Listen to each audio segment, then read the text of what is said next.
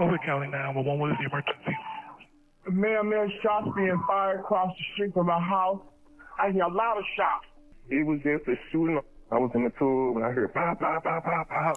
After a deadly shooting reported by neighbors, police arrived at the scene to find 24-year-old Philip Glover Jr. lying dead outside the house. As suspicion surrounded everyone, the real killer remained hidden in plain sight. I was mad as hell, so I went outside my field. In your mind, tell me what you think is the deal. What's going on? Why did this man get shot and killed out in front of the house that you're in? I don't know him. You know, this may end up being one of the most serious things you ever face in your life.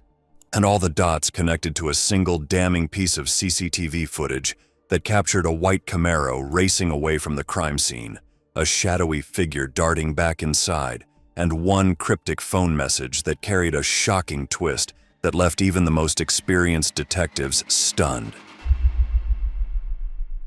Are you 100% positive that the guy that you circled number 4 is the one that you saw shoot and kill the victim? And he said yes.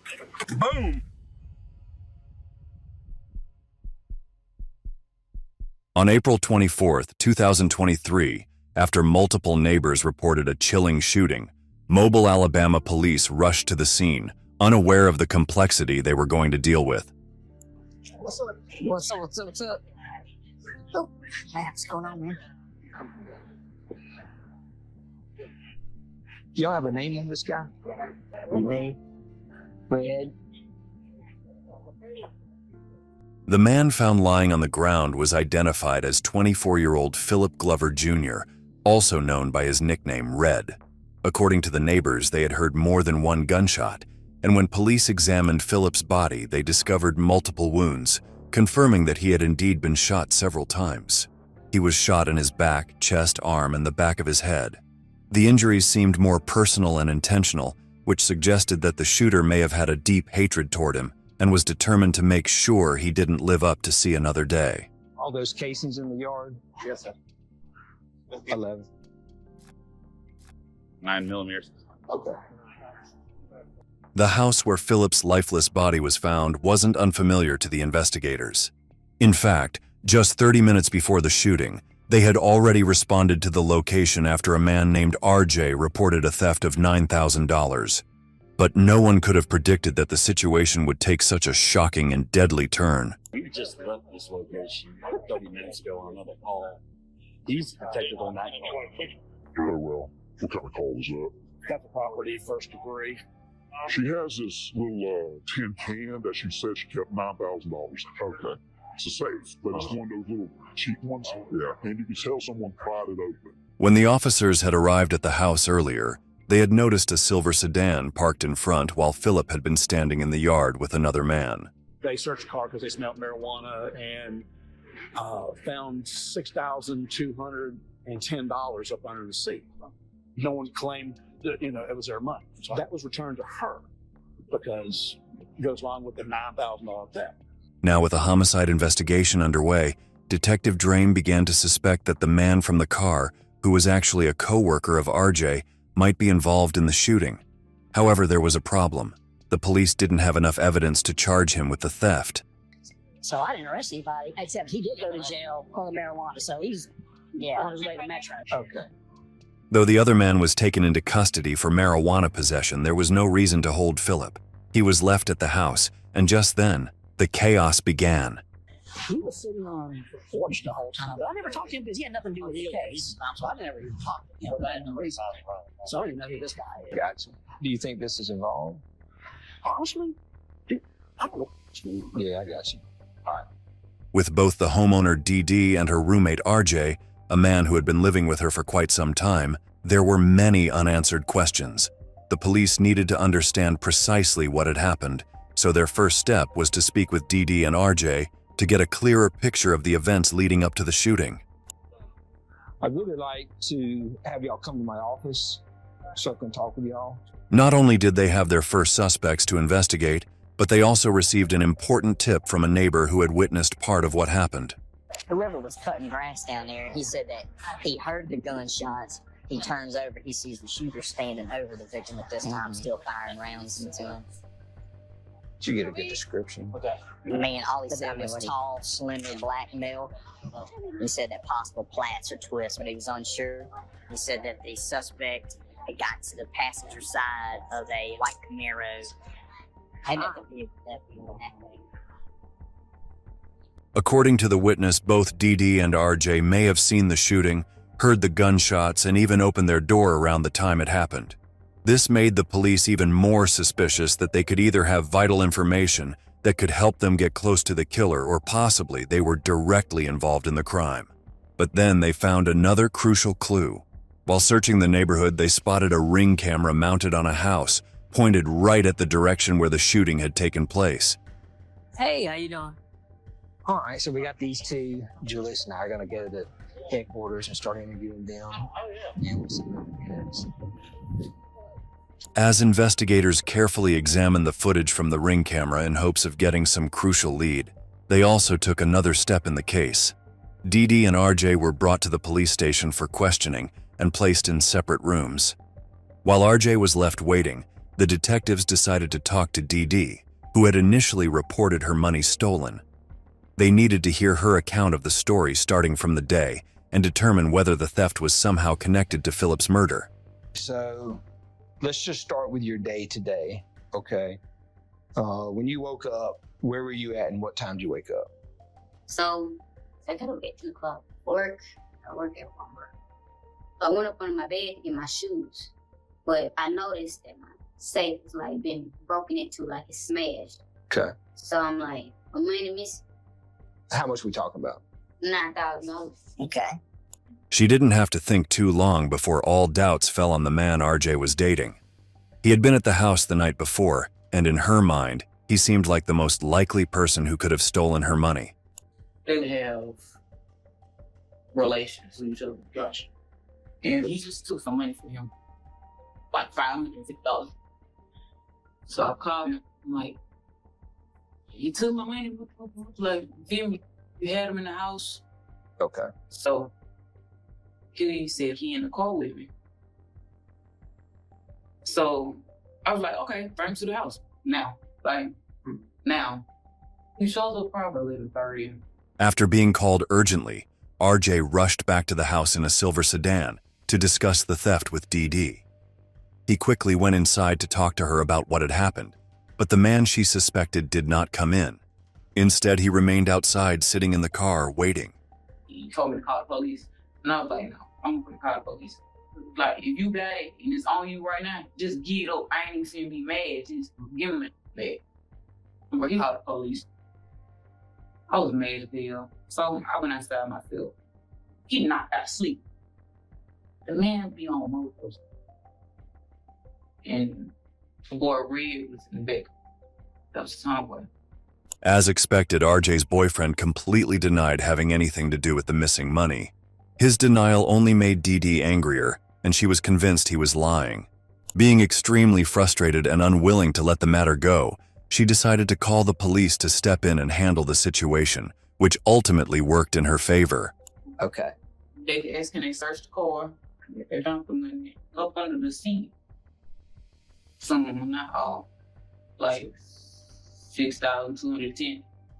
Since the police couldn't find solid proof that RJ's boyfriend had actually stolen the money, they couldn't charge him with theft. However, during their search, they discovered 10 grams of marijuana near the passenger seat in the car. That was enough to arrest him, but only on drug possession charges. But while that part of the case was settled, the investigators now had much more significant concerns as a man was murdered just hours after this heated confrontation. What was Red doing? He was sitting on the porch. He asked me, can you charge his phone and hop in? And I was like, Okay. go ahead. When the police finally left, then what happened? I was cameraman, see how much I need here. Okay. Then what happened? The shots fired. I opened the door. We saw the dude Red. Like, I saw the blood. Did you go back outside your house? We was both at the door. And was there any conversation between you as to who would have done this? No. Outside of the day, when would have been the last time that this dude Red would have been at your house? Oh, I never seen him. But, you know, So the first time he's ever been to your house was today, yeah. and then boom, this happens and he gets shot and killed. Did you call anybody upset, telling them that your money was The reason why this question became extremely important for the investigators was that neighbors reported seeing a white Camaro speeding away from the scene right at the time of the shooting, and the timing was too much of a coincidence to ignore. No, I know somebody who drive a blue, not a blue, like a black Camaro. That's about it. Gotcha.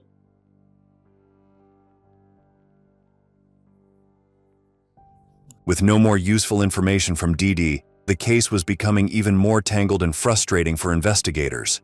They firmly believed that the white Camaro was connected to the crime, but they still didn't have solid proof to confirm their suspicions. Just as they struggled to piece everything together, they finally received a clear video from the Ring camera. The footage was exactly what they needed, as it confirmed that they were heading in the right direction. That's the victim. By this time, police have already found money in the car. She said the victim got out and went and sat on her porch. There's the victim again, standing on the porch. Just 5 minutes later in the footage, at exactly 1:15 p.m., investigators spotted something significant. The same white Camaro that the neighbor had described appeared on the screen. Not only that, the silver sedan, the car in which Philip and RJ's boyfriend had arrived earlier, was there at the same time. While they were trying to connect the dots, hoping the next part of the footage would capture the exact moment when the shots were fired, what they saw next didn't go as they expected. Camaro's speeding off. The Camaro activates the camera. So the murder is not on the video. The victim's on the ground right here. And the silver car is gone. Amid their disappointment, the investigators noticed something more important in the footage. Just as the Camaro sped away, someone was seen running quickly into the house. This was a game changer, as Dee Dee had initially told the police that they were inside when the shooting happened, but the video now revealed a different story. It was clear that someone had been outside at the time of the gunfire, which meant they might have seen or even known more than they had admitted. With this new revelation, the investigators knew exactly what their next step had to be. All right, man. So I'm Nick, all right, and this is Julius. Appreciate you being patient with us. How old are you? 21. All right, so where have you been, like, sleeping lately? They got put out while I was sleeping. RJ had been going through issues with his family, so he decided to move out and had been living with Dee Dee ever since. However, for investigators, his living situation wasn't their main concern. What really caught their attention was his connection to the man accused of stealing the money. We talking. And I feel like I'm like 2 minutes, going on 2 minutes. All right. What can you tell me about her money? I didn't know he took the money until she called me today. So when could he have got the money? He came over there Sunday morning. So yesterday. Mm-hmm. Was she there? No. What time did you wake up this morning? What'd you do? Around 8. He called me. He was at the extended stay. He told me to come over there and get him. It was earlier that morning. RJ's boyfriend asked him for a ride, so he did just as he requested. He borrowed his co-worker's silver sedan to drive him where he needed to go. What seemed like a simple favor was the starting point of the complexity the case was driven into. So you pick him up, then what? I pulled off. When I was pulling off, the boy who's dead caught him. As they started to drive off, RJ's boyfriend received a call from his friend, Philip, who needed a ride too. He said, go get him. So I went and got him. After that, he hit some type of money and he knocked him back. After that, his friend told me to drive to the apartments where his friend be at. He went in there. I sat there for like 10 minutes. And then he told me to take him to his sister's house. I took him over there. The boy he came back to the car and I asked him and said what to, because I was just trying to leave. He said to the building. For the next 2 hours, RJ drove Philip around at various locations. Meanwhile, his boyfriend smoked marijuana and passed out in the front seat. It was then that RJ received an unexpected call that would mark the beginning of the disturbing events that were about to unfold. So while I'm driving, she called me. She said he stole my money. After receiving the angry call from Dee Dee, RJ got frustrated and decided to drive off to the house, completely unaware of the troubles that lay ahead. When we got to the house, I called the police. Okay. She asked them for her money. So at this point, the police pulled up. Okay. They found money in the car. Just minutes after their arrival, police solved the robbery and returned the remaining cash to Dee Dee. However, just when they thought that the troubles were over, another unsettling event began to unfold. Then what'd you do? After that, I already knew she feel. So I started picking up my stuff secondly. And we heard the gunshots. So you hear the gunshots, and then what? And I saw the battery line right there. You see anything else? You see any people? Did you see any cars? Ever since the investigation began, detectives had lost sight of the silver car, which was one of the prime suspects' cars in the case. So, Officer Crepeau's next mission was to find the silver sedan. So, what happened to the car? He came and got his food. He came in the house and got the keys. And that was it. He walked right back there. The detective's duty was to examine every angle that might lead them to the killer. So they asked RJ for his number, but instead they found something that made the whole case even more twisted. You got a good phone number for him? I don't know about her. You mind if I look in your phone? No. Who's this you're talking to? Who's Jordan? Just as the cops began searching for the coworker, an unexpected figure emerged, adding a new twist to the case. Having already dealt with multiple suspects, detectives found this new development troubling. But there was something more concerning about this chat that left the detectives in shock. Today you text him, come to the house. I'm on my way. He was there while the police there. The police watched him walk up. While the coworker's investigation waited for completion, the detective reviewed the messages exchanged between RJ and Jordan, who was found to be his relative. What time did he leave? Right when the detective stuff, he left. Gotcha. What kind of vehicle was he driving? He don't have a car. He got dropped off out there. Who did he get dropped off by? He asked him. Did any other vehicles pull up? No. Okay.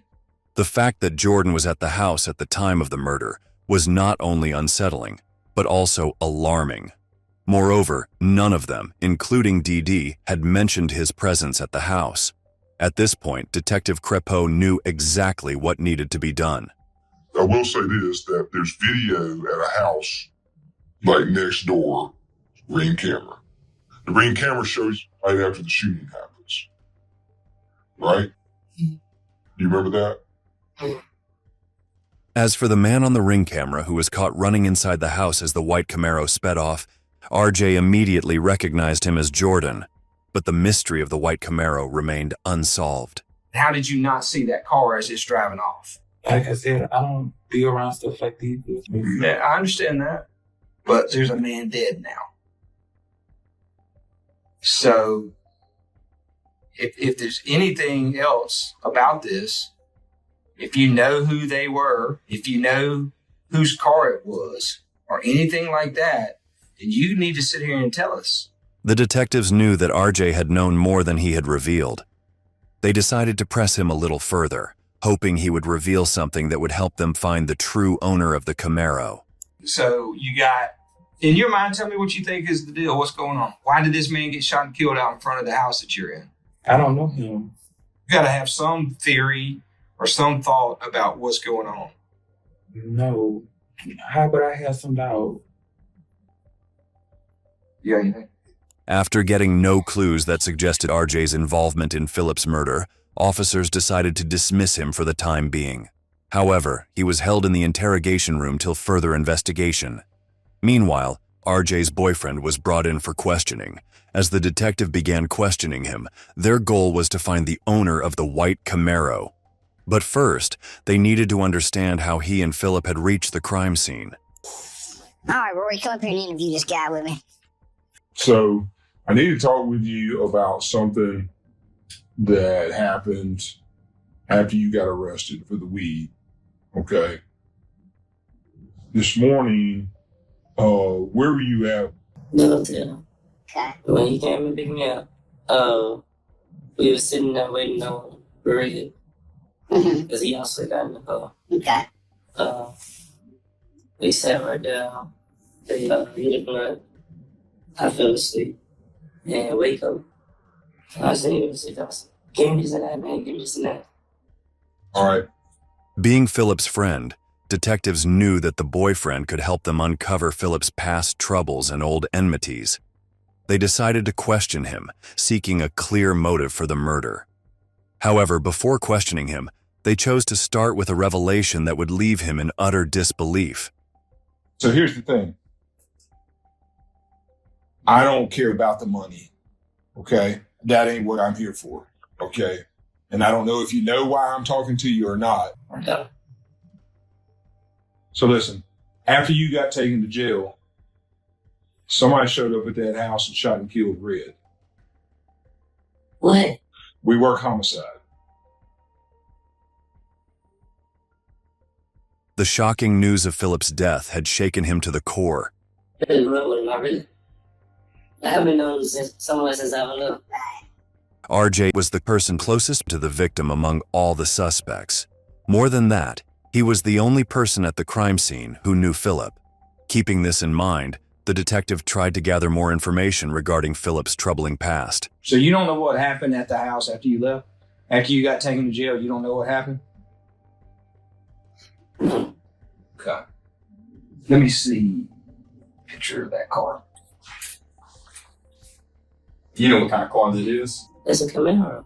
Do you recognize that car as being anybody that you know of? No. Not that I know of. I don't know anybody that have no Camaro. It's well for God. Their frustration intensified as they could not find any useful information from the roommate, RJ. With no other leads, they turned their attention to the small piece of CCTV footage captured by a Ring camera. Determined to find a breakthrough, detectives meticulously analyzed the clip, playing it back and forth in search of any crucial detail. Fortunately, they found one. This guy works at the Circle K. This is his co-worker's car. The roommate said the owner of the silver car walks to the house to get his car, but it appears that he had not pulled off yet. So maybe he's sitting in the car as the shooting happens.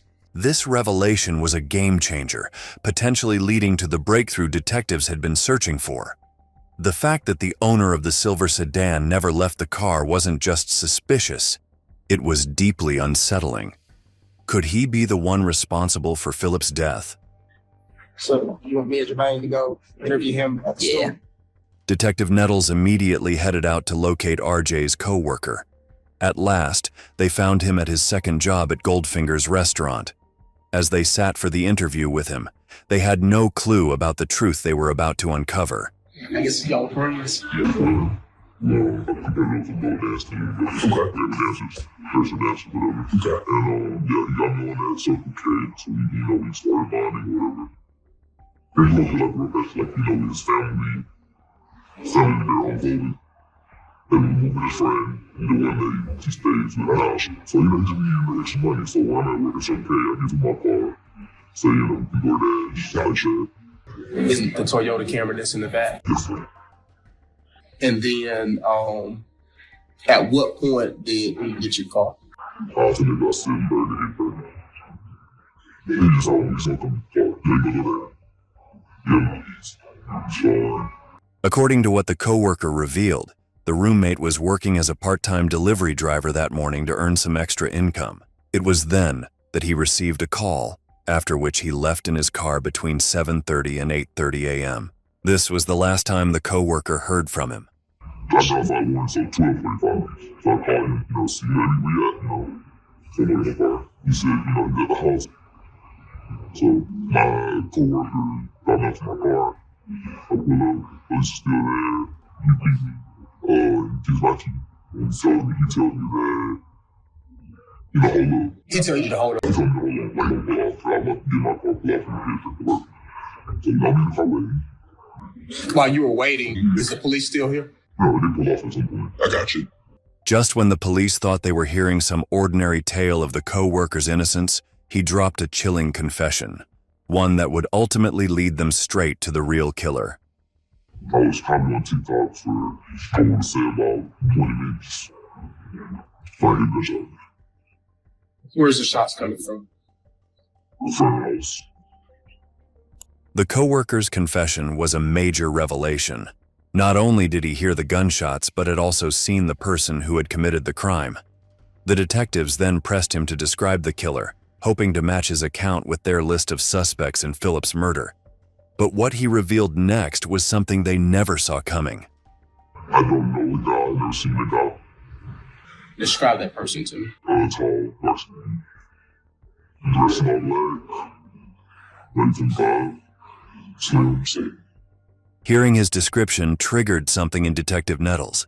It seemed the killer was already known to him. The police continued to question the co-worker about the killer to see if they could confirm their growing suspicion. Do you remember where that person came from? No. I never seen him come pull up. That's good. So they already there. The entire time that you was at the house, the person that's the shooter was also there. Absolutely. Do you remember seeing any cars parked on the street, specifically a white car? Could possibly. I don't think so. Is that kind of where your car was parked at? Yes, sir. Yes, sir. So my question is, this car that's directly in front of yours, Okay. did you see that car? It possibly could have been there. I just don't remember. Okay. Yeah. I was on my phone. I got you. Detectives knew they were on the brink of uncovering the killer's identity. However, their biggest concern was whether the co-worker could positively confirm the suspect they had in mind. So he was shooting from the porch? Yes, sir. Like on the porch? Like on the porch. And do you know if you saw a picture of him, would you recognize him? Some distance. I was asking, so. The detectives were now ready for a final shot. They asked the co-worker if he had known any of RJ's relatives. Do you know any of them? No, I don't. Then you wouldn't lie for him to keep him out of trouble. Can I push it? Thank you. So let me get it right. So this dude is basically saying that this person was there the entire time. Gotcha. It was a situation where somebody just pulled up and shot. Well, in talking to the roommate, the only person that he was reluctant to give us information on was Jordan. The only reason why Jordan's name had come up is because he had given us permission to look through his phone. Everything was finally falling into place. However, one question still troubled the detectives. Why hadn't anyone, including DD, mentioned Jordan's presence at the crime scene during the murder? Desperate to uncover the killer, detectives turned their focus to Jordan's background. After combing through the digital records, 20-year-old Jordan Miller became a prime suspect in the murder of Philip Glover. This is his exact description. He said, tall, dark skin, red, all black, about 25 years old, 36-foot water, 145 pounds, according to his driver's license. The one on the lawnmower described him as having class.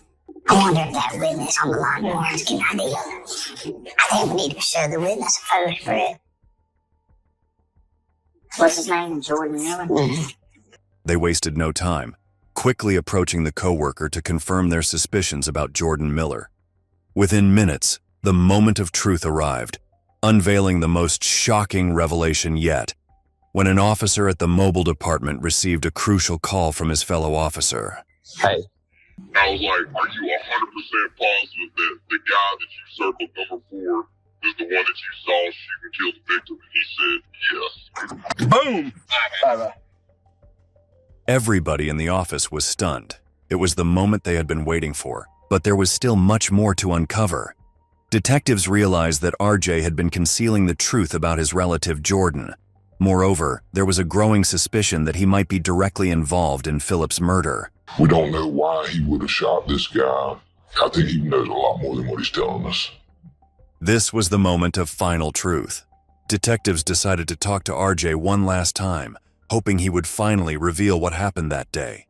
So you seem like you're a good guy, okay? But at the same time, I don't think you're being truthful with us, okay? So I want to give you an opportunity to start over and be completely truthful. You know, this may end up being one of the most serious things you ever face in your life. This was the exact moment RJ knew that cops had found his horrifying secret. RJ knew that there was no escaping. It was time for him to speak about the real horrors that he had been hiding from the police for the last couple of hours. Start from when you had started texting Jordan. She called me screaming. So I already know she did about him, and he really treated me. Minutes before this violent execution occurred, RJ had called Jordan to come over. So that's why I took, like, before he even made it to our house, just to be on the safe side. Gotcha. So, at what point did Jordan show up at the house? The police was still there when he walked through. So when the police left, what did Jordan do? Did he leave or did he stay? So he stayed on the inside for the meet. He was all, he was all talking. She said, I ain't get all the do, but I got some of the big. I went straight getting my stuff together. He asked me was I all right. He said, what you finna do? Do you want to go with me? And I said, no. He feared Dee Dee's safety, knowing that his boyfriend had passed out after getting high on drugs. Already grappling with family issues for his same-sex relationship, he now found himself at odds with Jordan as well. Tensions between them grew even further when RJ refused to return home with him, leading to an argument. Him and my mama didn't want me to talk to them about my whole situation with him. He told me we just gonna have to talk about all this later, and then he walked at the house. A couple of minutes after he walked there, we heard the gunshots. We ran at the door. We ran at Fred was on the ground. Although the roommate revealed a lot about the time of the murder, the officer knew this wasn't the whole story. Getting a confession from him about Jordan was not only important to arrest him, but also to uncover the actual reason that led to the killing of an innocent man by his brother. Look at me. Did you see Jordan shoot the guy? No, sir. I didn't. We didn't see him. We just saw the car pull it out, and that was it. They pressed him further to reveal the complete truth. Look at me. I see you're upset. Unfortunately, things happen and they have to be explained. And you've got to talk about it. So tell me, who did you see get into the car? At this moment, RJ broke down and made a chilling confession. It's something ran to the car. Whenever he was the devil, that's his name. And we talking about Jordan? Okay. And obviously you saw Jordan with a gun, is that correct? Yeah. Yeah. Okay.